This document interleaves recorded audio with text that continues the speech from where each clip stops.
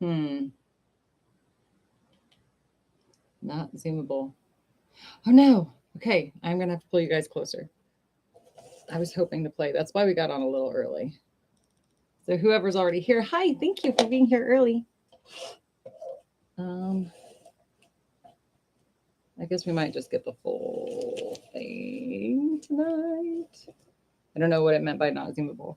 So you guys know I got the new camera, and I forgot that I came with this nifty little remote until last night. But I don't know what it means by not zoomable. Can you guys hear me okay? Because, hi, can you hear me? I know that's really weird. Can you hear me? But yeah, yes. Okay, good. Because I'm not sure if it's coming from here or from here. I don't know. But I love you. And I'm glad you're here. And I almost sent you a message because that's just how I am. But it's still only 7:29. So who else is here? You guys don't forget to say hi. Yeah, especially if you're new. Oh, please, if you're new, jump in and say hello. So I know we have new folks here with us tonight.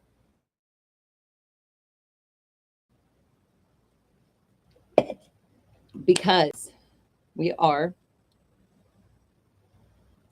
44 days away from Christmas. That means it takes less than one person a day to get us to 100 by Christmas. And yeah, I really want to read somebody's suggested story for New Year's Eve. So let's get to 100. Otherwise, you're just going to hear another one of mine. But that's okay too. I know.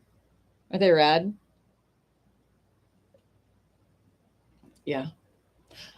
Of course you would notice that. I love you so much. But it is officially 7:30. So we'll go ahead and get started and say, hi, it's Wednesday, which means we are here and we are together. We are still going with Nathaniel Hawthorne. We're at our second story in this book, the Maypole of Merrymount. Sorry. Yeah. I hope you guys are enjoying these little series. It's really fun for me to find books or have you guys find me books, which has been wonderful. We have a couple of sponsors who are our backers from day one. So that is Trail Boss Ministries and Foxington Manor. So thank you to you guys. You've literally made this happen.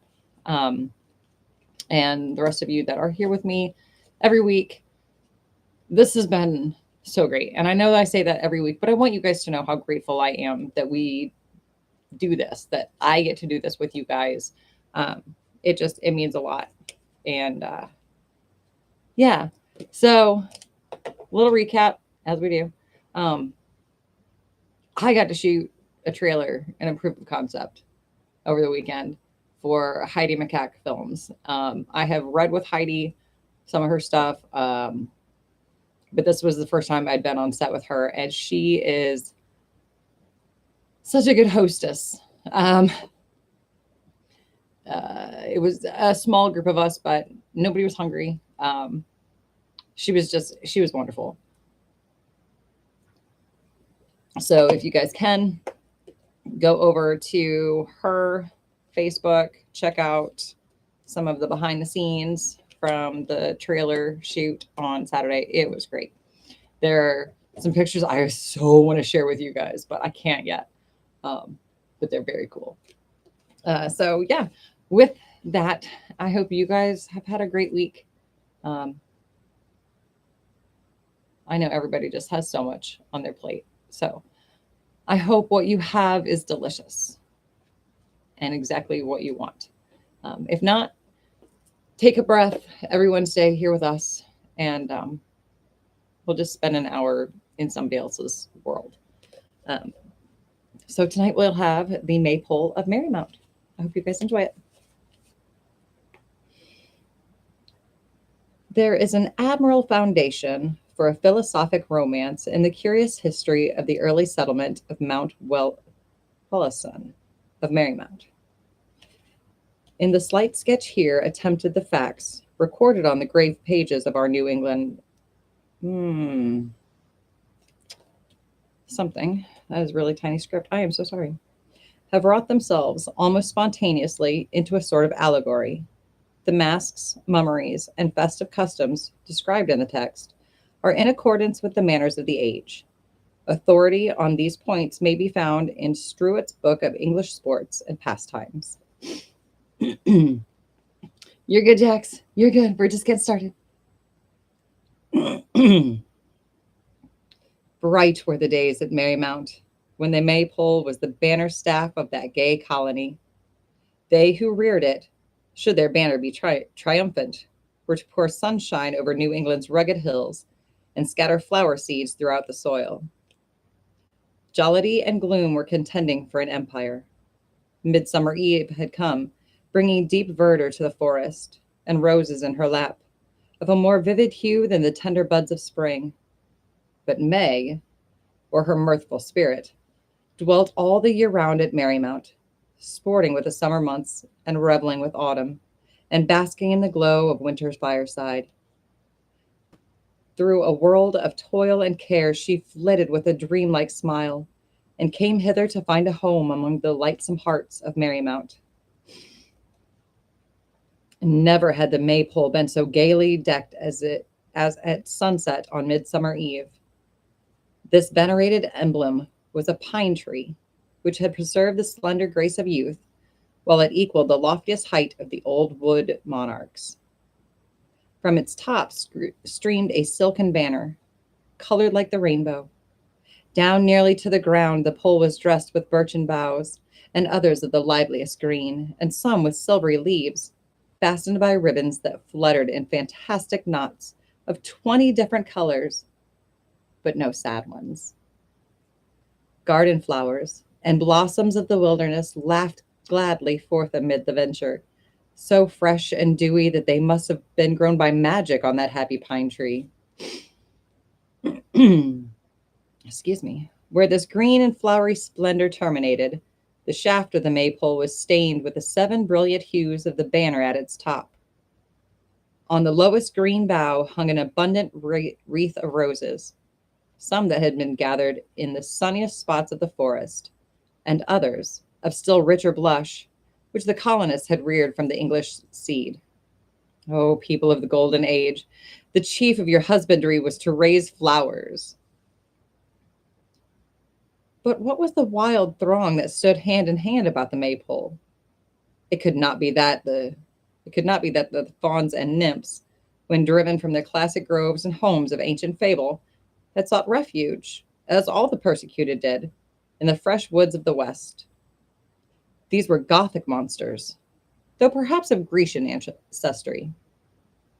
On the shoulders of the comely youth uprose the head and branching antlers of a stag. A second, human in all other points, had the grim visage of a wolf. A third, still with the trunk and limbs of a mortal man, showed the beard and horns of a venerable he-goat. There was the likeness of a bear erect, brute in all but his hind legs, which were adorned with pink silk stockings. And here again, almost as wondrous, stood a real bear of the dark forest, lending each of his forepaws to the grasp of a human hand, and as ready for the dance as any in that circle. His inferior nature rose halfway to meet his companions as they stooped. Oh, so just a little baby bear. Cute. No sad ones. No sad colors.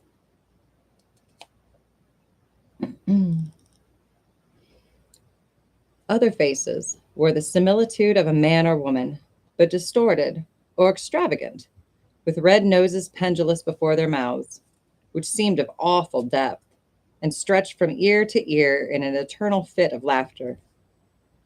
Here might be seen the salvage man, well known in heraldry, hairy as a baboon, and girdled with green leaves. By his side, a noble figure, but still a counterfeit, appeared an Indian hunter, with feathery coat, feathery crest, and wampum belt. Many of the strange company wore fool's caps and had little bells appended to their garments, tinkling with a silvery sound responsive to the inaudible music of their gleesome spirits. Some youths and maidens were of soberer garb, yet well maintained their places in the irregular throng by the expression of wild revelry upon their features. Such were the colonists of Merrymount, as they stood in the broad smile of sunset round their venerated maypole. Had a wanderer, bewildered in the melancholy forest, heard their mirth, and stolen a half affrighted glance, he might have fancied them the crew of Comus, some already transformed to brute, some midway between man and beast, and the others rioting in the flow of tipsy jollity that foreran the change. But a band of Puritans, who watched the scene, invisible themselves, compared the masks to those devils, oh, and ruined souls with whom their superstition peopled the black wilderness. Within the ring of monsters appeared the two serious forms that had ever trodden on any more solid footing than a purple and golden cloud. One was a youth in glistening apparel, with a scarf of the rainbow pattern crosswise on his breast. His right hand held a gilded staff, the ensign of high dignity among the revelers, and his left grasped the slender fingers of a fair maiden, not less gaily decorated than himself. Bright roses glowed in contrast with the dark and glowy curls of each, and were scattered round their feet, or had sprung up spontaneously there. Behind this lightsome couple, so close to the maypole that its boughs shaded the jovial face, stood the figure of an English priest, canonically dressed, yet decked with flowers in heathen fashion, and wearing a chaplet of the native vine leaves. By the riot of his rolling eyes and the pagan decorations of his holy garb, he seemed the wildest monster there, and the very Comus of the crew. "Votaries of the maypole," cried the flower-decked priest, "merrily all day long have the woods echoed to your mirth. But be this your merriest hour, my hearts. Lo, here stand the Lord and Lady of the May, whom I, a clerk of Oxford, and high priest of Merrymount, am presently to join in holy matrimony. Up with your nimble spirits, ye Morris dancers, green men and glee maidens, bears and wolves and horned gentlemen. Come, a chorus now, rich with the old mirth of merry England, and with the wilder glee of this fresh forest. And then a dance, to show the youthful pair what life is made of, and how airily they should go through it. All ye that love the maypole, lend your voices to the nuptial song of the Lord and Lady of the May." Oh, did you guys have maypoles in elementary school? Like, I specifically remember probably up until like maybe 5th grade decorating maypole at school.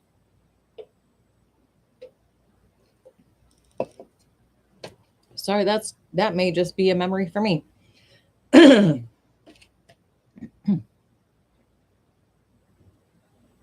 Yeah.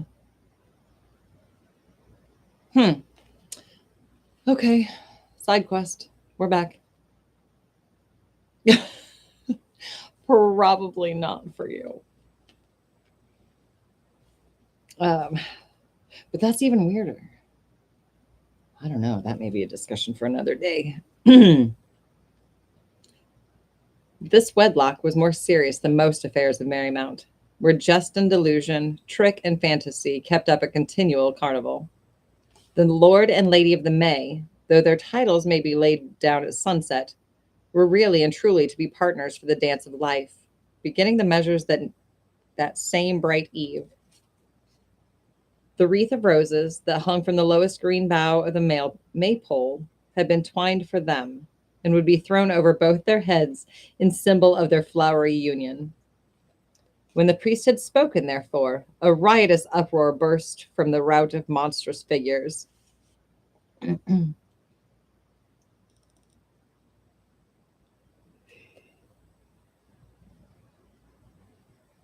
Oh, Okay, I I don't know. Hmm.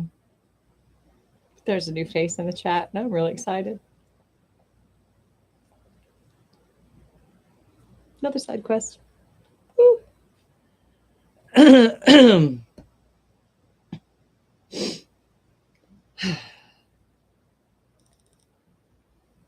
Begin you the stave, reverend sir, cried they all. And never did the woods ring to such a merry peal as we of the Maypole shall send up.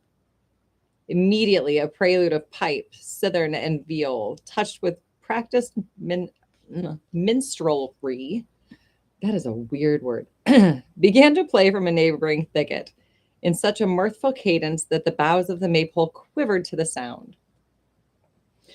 But the Maylord, he of the gilded staff, chancing to look upon his lady's eyes, was wonder-struck at the almost pensive glance that met his own. Edith, sweet lady of the May, whispered he reproachfully. Is you Oh, is yon wreath of roses a garland to hang above our graves, that you look so sad? Oh, Edith, this is our golden time. Tarnish it not by any pensive shadow of the mind, for it may be that nothing of futurity will be brighter than the mere remembrance of what is now passing. That was the very thought that saddened me. How came it to your mind, too? Said Edith, in a still lower tone than he, for it was high treason to be sad at Merrymount. Therefore do I sigh amid this festive music. And besides, dear Edgar, I struggle as with a dream, and fancy that these shapes of our jovial friends are visionary, and their mirth unreal, and that we are no true lord and lady of the May. What is the mystery of my heart? Just then, as if a spell had loosened them, down came a little shower of withering rose leaves from the maypole. Alas for the young lovers! No sooner had their hearts glowed with real passion than they were sensible of something vague and unsubstantial in their former pleasures, and felt a dreary presentiment of inevitable change. From the moment that they truly loved, they had subjected themselves to the earth's doom of care and sorrow and troubled joy, and had no more a home at Merrymount. That was Edith's mystery.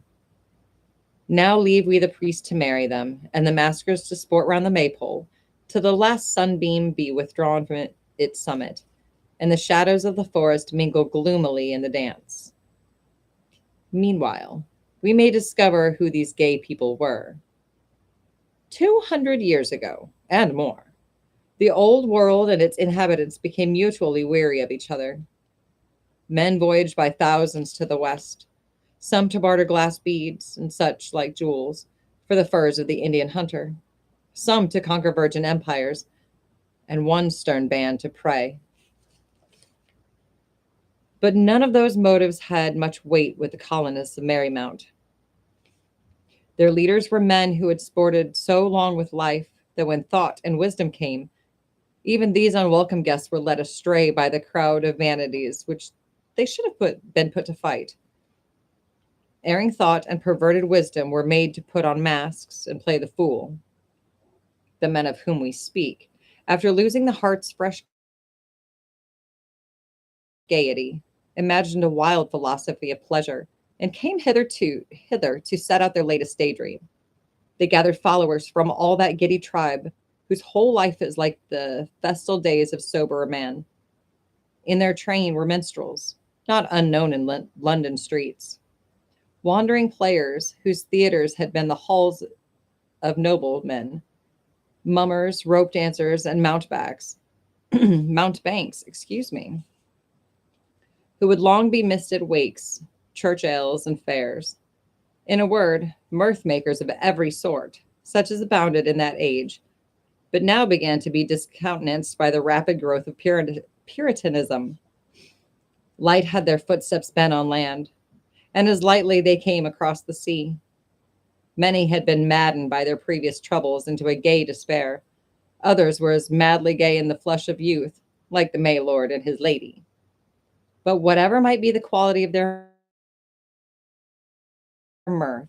Old and young were gay at Merrymount. The young deemed themselves happy. The elder spirits, if they knew that mirth was but the counterfeit of happiness, yet followed the false shadow willfully, because at least her garments glittered brightest. Sworn triflers of a lifetime, they would not venture among the sober truths of life, not even to be truly blessed. All the hereditary pastimes of old England were transplanted hither. The king of Christmas was duly crowned, and the lord of misrule bore potent sway. On the eve of St. John, anybody want to throw in the chat the eve of St. John? On the eve of St. John, they felled whole acres of the forest to make bonfires and danced by the blaze all night, crowned with garlands and throwing flowers into the flame. At harvest time, though their crop was of the smallest, they made an image with the sheaves of Indian corn and wreathed it with autumnal garlands and bore it home triumphantly. But what chiefly characterized the colonists of Merrymount was their veneration for the Maypole. It has made their true history a poet's tale. Spring decked the hallowed emblem with young blossoms and fresh green boughs. Summer brought roses of the deepest blush and the perfected foliage of the forest. Autumn enriched it with that red and yellow gorgeousness which converts each wild leaf into a painted flower. And winter silvered it with sleet and hung it round with icicles till it flashed in the cold sunshine, itself a frozen sunbeam. Thus each alternate season did homage to the Maypole and paid it a tribute of its own richest splendor. Its votaries danced round it once at least in every month. Sometimes they called it their religion or their altar, but always it was the banner staff of Merrymount. Unfortunately, there were men in the New World of a sterner faith than those Maypole worshippers. Not far from Merrymount was a settlement of Puritans, most dismal wretches, who said their prayers before daylight, and then wrought in the forest or the cornfield till evening made it prayer time again. Their weapons were always at hand to shoot down the straggling savage. When they met in conclave, it was never to keep up the old English mirth, but to hear sermons 3 hours long, or to proclaim bounties of the heads of wolves and the scalps of Indians. Their festivals were fast days, and their chief pastime was singing of psalms. Woe to the youth or maiden who did but dream of a dance. The selectman nodded to the constable, and there sat the light-heeled reprobate in the stocks. Or if he danced, it was around the whipping post, which might be termed the Puritan Maypole.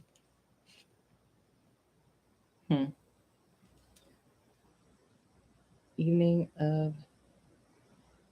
Oh.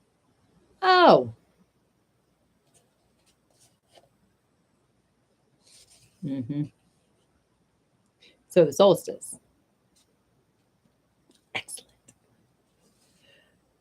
A party of these grim Puritans, trolling through the difficult woods, each with a horseload of iron armor to burden his footsteps, would sometimes draw near the sunny precincts of Merrymount. There were the silken colonists, sporting round their Maypole, perhaps teaching a bear to dance, or striving to communicate their mirth to the grave Indian, or masquerading in the skins of deer and wolves, which they had hunted for that special purpose. Often, the whole colony were playing at blindsman's bluff, magistrates and all, with their eyes bandaged, except a single scapegoat, whom the blinded sinners pursued by the tinkling of the bells at his garments. Once, it is said, they were seen following a flower-decked corpse with merriment and festive music to his grave. But did the dead man laugh? In their quietest times, they sang ballads and told tales for the edification of their pious visitors, or perplexed them with juggling tricks, or grinned at them through horse collars. And when sport itself grew wearisome, they made game of their own stupidity and began a yawning match. At the very least of these enormities, the men of iron shook their heads and frowned so darkly that the revelers looked up, imagining that a momentary cloud had overcast the sunshine, which was to be perpetual there. Which was to be perpetual there. Should be perpetually? I don't know. On the other hand, the Puritans affirmed that when a psalm was pealing from their place of worship, the echo which the forest sent them back seemed often like the chorus of a jolly catch, closing with a roar of laughter. Who but the fiend and his bond slaves, the crew of Merrymount, had thus disturbed them? In due time, a feud arose, stern and bitter on one side, and as serious on the other as anything could be among such light spirits as had sworn allegiance to the Maypole. The future complexion of New England was involved in this important quarrel. Should the grisly saints establish their jurisdiction over the gay sinners, then would the spirits darken all the clime and make it a land of clouded visages, of hard toil, of sermon and psalm forever? But should the banner staff of Merrymount be fortunate, sunshine would break upon the hills, and flowers would beautify the forest, and late posterity do homage to the Maypole. After these authentic passages from history, we return to the nuptials of the Lord and Lady of the May. Oh, alas, we have delayed too long and must darken our tale too suddenly. As we glance again at the Maypole, a solitary sunbeam is fading from the summit and leaves only a faint golden tinge blended with the hues of the rainbow banner. Even that dim light is now withdrawn, relinquishing the whole domain of Merrymount to the evening gloom, which has rushed so instantaneously from the black surrounding woods. But some of these black shadows have rushed forth in human shape. Yes, with the setting sun, the last day of mirth had passed from Merrymount. The ring of gay maskers was disordered and broken. The stag lowered his antlers in dismay. The wolf grew weaker than a lamb. The bells of the Morris dancer tinkled with tremulous affright. The Puritans had played a characteristic part of the Maypole mummeries. Their darksome figures were intermixed with the wild shapes of their foes and made the scene a picture of the moment. When waking thoughts start up amid the scattered fantasies of a dream, the leader of the hostile party stood in the center of the circle, while the rest of the monsters cowered around him. Like evil spirits in the presence of a dread magician. No fantastic foolery could look him in the face. So stern was the energy of his aspect that the whole man, visage, frame, and soul seemed wrought of iron, gifted with life and thought, yet all of one substance with his headpiece and breastpiece. It was the Puritan of Puritans. It was Endicott himself. "Stand off, priest of Baal," said he with a grim frown, and laying no reverent hand upon the surplice. "I know thee, Blackstone. Thou art the man who couldst not abide the rule even of thine own corrupted church, and hast come hither to preach iniquity, and to give an example of it in thy life. But now shall it be seen that the Lord hath sanctified this wilderness for his peculiar people. Woe unto them that would defile it, and first for his flower-decked abomination, the altar of thy worship." Oh, no, no, no. No, no, no. And with his keen sword, Endicott assaulted the hallowed Maypole. Nor long did it resist his arm. It groaned with a dismal sound. It showered leaves and rosebuds upon the remorseless enthusiast. And finally, with all its green boughs and ribbons and flowers, symbolic of departed pleasures, down fell the banner staff of Merrymount. As it sank, tradition says, the evening sky grew darker, and the woods threw forth a more somber shadow. "There," cried Endicott, looking triumphantly on his work. "There lies the only Maypole in New England. The thought is strong within me that By its fall is shadowed forth the fate of light and idle mirth makers amongst us and our posterity. Amen, saith John Endicott. Mm-hmm. Yeah. Amen, echoed his followers. But the votaries of the Maypole gave one groan for their idol. At the sound, the Puritan leader glanced at the crew of Comus, each a figure of broad mirth, yet, at this moment, strangely expressive of sorrow and dismay. Valiant captain, quoth Peter Palfrey, the ancient of the band, what order shall be taken with the prisoners? I thought not to repent me of cutting down a maypole, replied Endicott. Yet now I could find in my heart to plant it again, and give each of these bestial pagans one other dance around their idol. It would have served for a whipping post. But there are pine trees enough, suggested the lieutenant. True, good ancient, said the leader. Wherefore bind the heathen crew, and bestow on them a small matter of stripes apiece, as earnest of our future justice. Set some of the rogues in the stocks to rest themselves, so soon as Providence shall bring us to one of our well-ordered settlements. Excuse me. Where such accommodations may be found. Further penalties, such as branding and cropping of ears, shall be thought of hereafter. How many stripes for the priest? Inquired ancient Palfrey. None as yet, answered Endicott, bending his iron frown upon the culprit. It must be for the great and general court to determine whether stripes and long imprisonment or other grievous penalty may atone for his transgressions. Let him look to himself. For such as violate our civil order, it may be permitted us to show mercy. But woe to the wretch that troubleth our religion. And this dancing bear, resumed the officer, must he share the stripes of his fellows? Shoot him through the head, said the energetic Puritan. I suspect witchcraft is in the beast. Here be a couple of shining ones, continued Peter Palfrey, pointing his weapon at the Lord and Lady of the May. They seem to be of high station among these misdoers. Methinks their dignity will not be fitted with less than a double share of stripes. Sorry, guys. Sometimes I think I should read through these stories.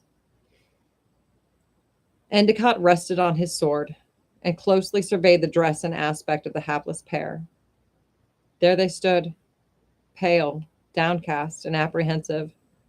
Yet there was an air of mutual support and of pure affection, seeking aid and giving it, that showed them to be man and wife, with the sanctions of a priest upon their love.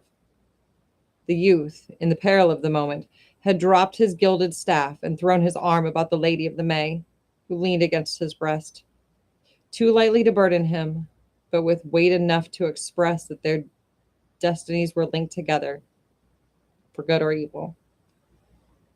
They looked first at each other, and then into the grim captain's face.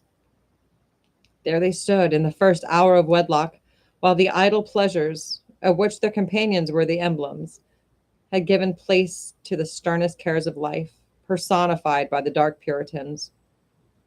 But never had their youthful beauty seemed so pure and high as when its glow was chastened by adversity. Youth, said Endicott, ye stand in an evil case, thou and thy maiden wife. Make ready presently, for I am minded that ye shall both have a token to remember your wedding day. Stern man, cried the Maylord, how can I move thee? Were the means at hand, I would resist to the death. Being powerless, I entreat. Do with me as thou wilt, but let Edith go untouched. Not so, replied the immitigable zealot. We are not wont to show an idle courtesy to that sex, which requireth the stricter discipline. What sayest thou, maid? Shall thy silken bridegroom suffer thy share of the penalty, besides his own? Be it death, said Edith, and lay it all on me. Truly, as Endicott had said, the poor lovers stood in a woeful case. Their foes were triumphant, their friends captive and abased, their home desolate, the benighted wilderness around them, and a rigorous destiny in the shape of the Puritan leader, their only guide. Yet the deepening twilight could not altogether conceal that the Iron Man was softened. He smiled at the fair spectacle of early love. He almost sighed for the inevitable blight of early hopes. The troubles of life have come hastily on this young couple, observed Endicott. We will see how they comport themselves under their present trials ere we burden them with greater. If, among the spoil, there be any garments of a more decent fashion, let them be put on this May Lord and his lady, instead of glistening vanities. Look to it, some of you. And shall not the youth's hair be cut? Asked Peter Palfrey, looking with looking with abhorrence at the lovelock and long glossy curls of the young man. You know, I think Peter needs to just buzz off, mind his own business. Crop it forthwith, and that in the true pumpkin shell fashion, answered the captain. Then bring them along with us, but more gently than their fellows. There may be qualities in the youth which may make him valiant to fight, and sober to toil, and pious to pray.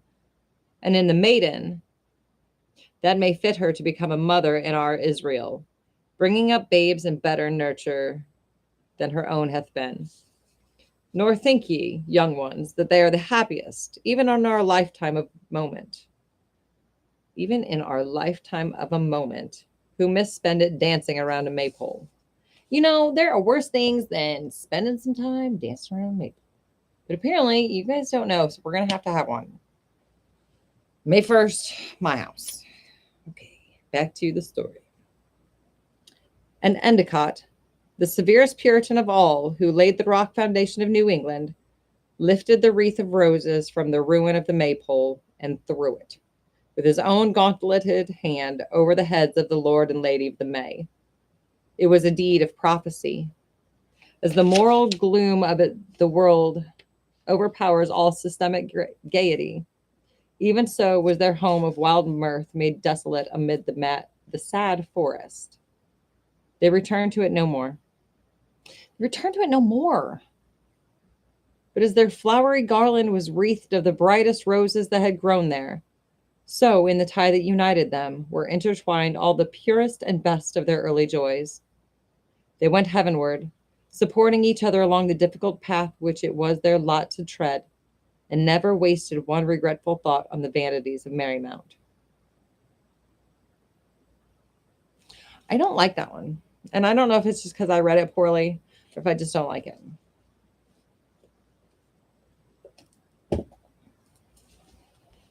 I don't know. I hope you guys enjoyed it.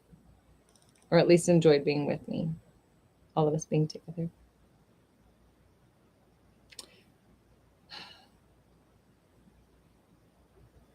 Yeah, we're going to have to do a maypole. You guys, it's so fun. I know I've done this. I know I have. And it's so fun to just weave around and through. And I don't know. Maybe it was just the little town I grew up in. Held on to some of those pagan traditions.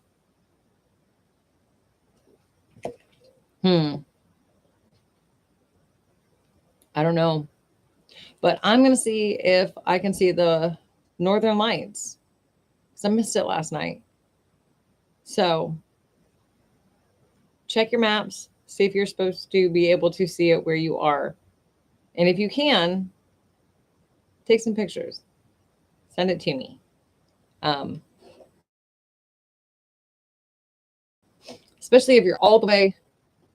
This story was a lot confusing. Absolutely.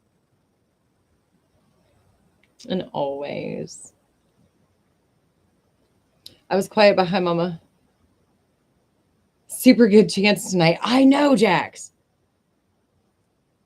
You don't even know what today was without chat in the chat. Okay. So, to my sisters who are watching, I love you. Thank you for being here. To the extended wolf pack, hi. And my baby girl, I love you so much. I will see you guys next week. Again, push, push, push to get to 100. If not, I don't know what we'll do for New Year's Eve.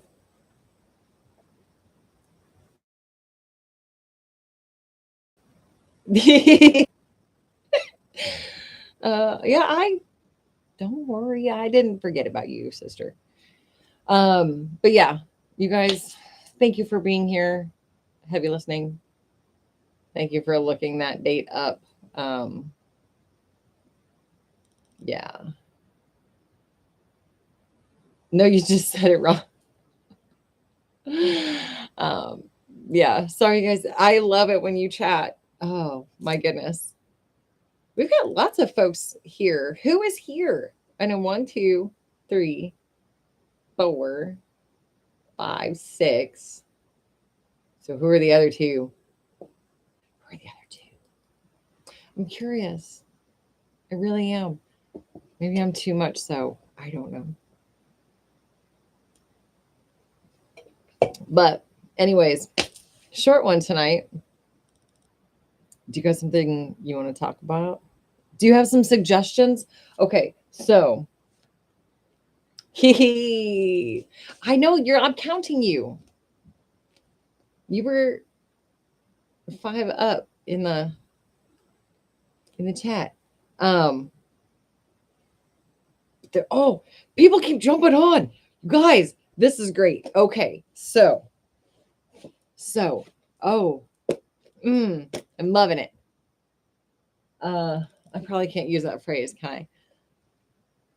Or at least I shouldn't draw attention to it. Yeah, what should we do next? Because this has 1, 2, 3, 4, 5, 6, 7, 8, 9, 10, 11, 12, 13, 14, 15, 16. 16. Oh, so this is going to last us like 4 months. Depending. Well, we may double up a couple of short ones if there are some short ones. Rappaccini's daughter is really long. It might be a two-nighter. Did you guys know that story?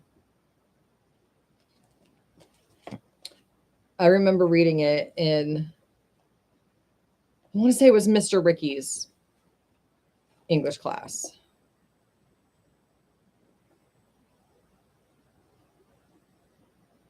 That's just as a short story project. But it's really good. It, yeah, it's not what you think. So, I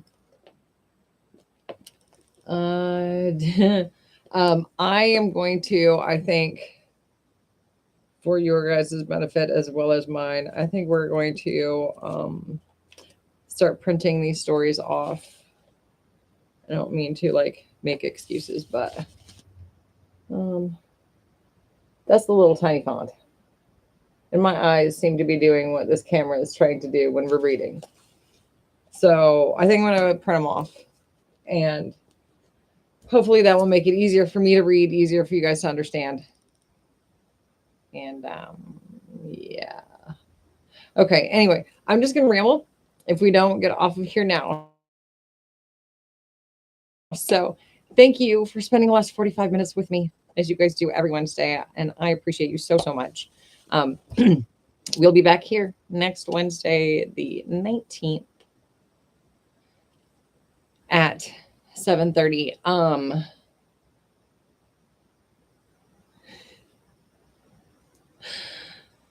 Okay. I don't know. If something is happening over here. There's a lot of stuff.